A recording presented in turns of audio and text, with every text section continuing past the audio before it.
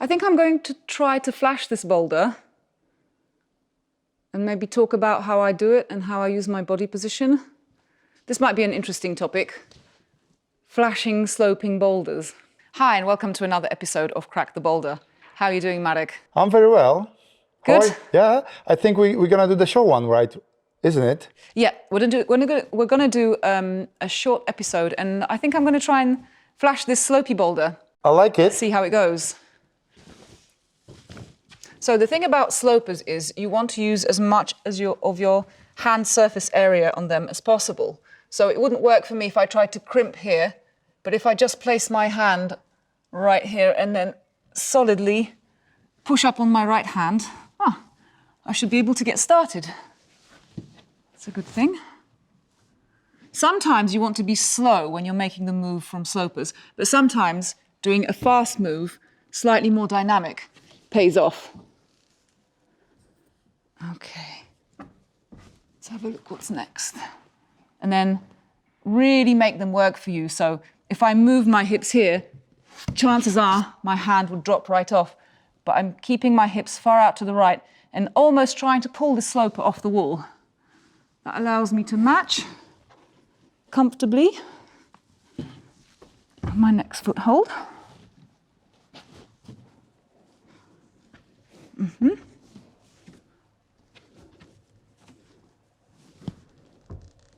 In this case, I got really high on this nice mantle and make a fast dynamic move here. Sometimes it's also good to pinch slopers. So I've gone from a mantle with my right hand into the pinch just to stabilize myself on the wall and have a look at what I need to do next. A common mistake that climbers make is they try to place their legs, their feet, as close to the wall as possible, where the foothold is. Like you can see here, lots of people step here. But in fact, most of the time with slopers, the lower your foot is, the flatter the area of the hold, and the better the positioning. Let's see.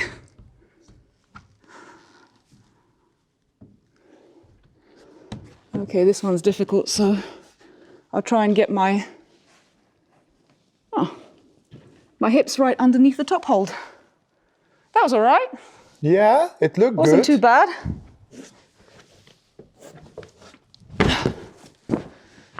While we're on the topic of slopers, there is one more thing I wanted to share with you.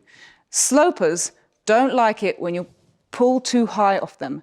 So you want to try and keep your hips as low as possible, because if you're holding onto a sloper up high, you're able to really get your weight underneath it.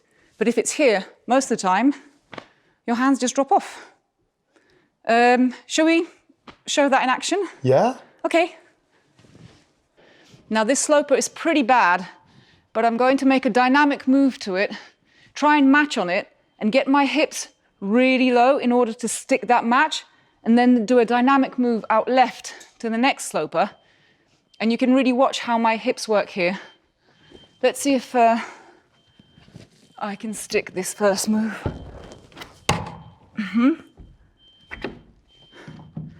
Low, low, low, low, low, low. Match and fast. Ow. Oh, I hit my head. Right, thank you very much for joining us on this short episode of Crack the Boulder with a small flash on a little boulder and a little tip about how to make slopers work for you. See you next time, and don't forget to hit that like and subscribe button. Bye. Bye.